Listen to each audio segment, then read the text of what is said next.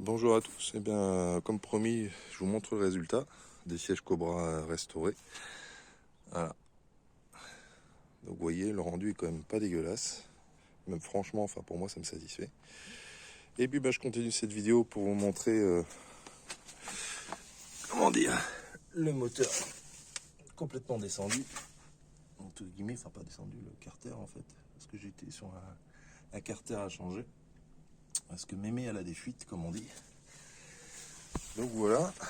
Donc comme tout le monde, ce que je fais, c'est que j'ai sur les tutos, je regarde, etc. Donc là, vous voyez, je l'ai sorti. Il est là. Le plan de joint, il est complètement mort parce qu'il a été mal posé, avec du joint, posé n'importe comment, puis surtout pas serré au couple. Voilà, je l'ai pu le voir.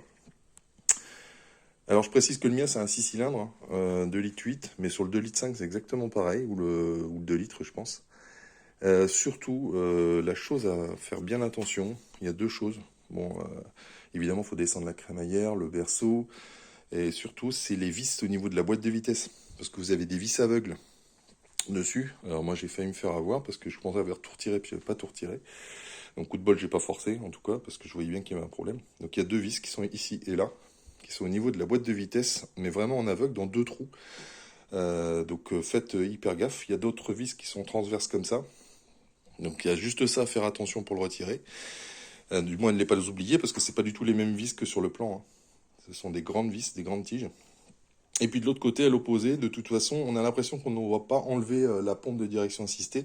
Alors on n'a pas à l'enlever, mais il faut la faire pivoter. Vous retirez la courroie, donc ça c'est très facile. Mais dans les tutos, c'est mal expliqué. Il y a la pompe de direction assistée il faut la faire pivoter un petit peu pour libérer l'axe, pour libérer le carter. Voilà, c'est vraiment la seule précaution qu'il y a à faire. Et puis après, pour le reste, c'est que de la mécanique générale. Il faut un petit peu de patience. Et puis oui, n'oubliez pas évidemment la chèvre. La chèvre, évidemment, indispensable. Ou alors un espèce de palan que vous pouvez mettre pour maintenir le moteur en position haute. Comme ça, au moins, vous êtes sûr, le moteur ne va pas descendre. Et puis vous pourrez. Et puis si vous avez une barre anti-rapprochement, pensez bien à la désolidariser. Parce que quand vous allez monter le moteur, évidemment, si elle est encore accrochée, elle va taper dedans.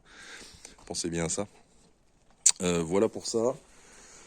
Et puis moi je suis assez content et satisfait parce que contrairement à d'autres vidéos où j'ai vu où il y avait des gars qui retrouvaient des boulons, des écrous, moi lui il a strictement rien du tout. Et pourtant c'est un moteur qui a plus de 270 000 km et franchement il n'y a pas de copeaux, il n'y a rien du tout, pas de limaille de fer, que dalle.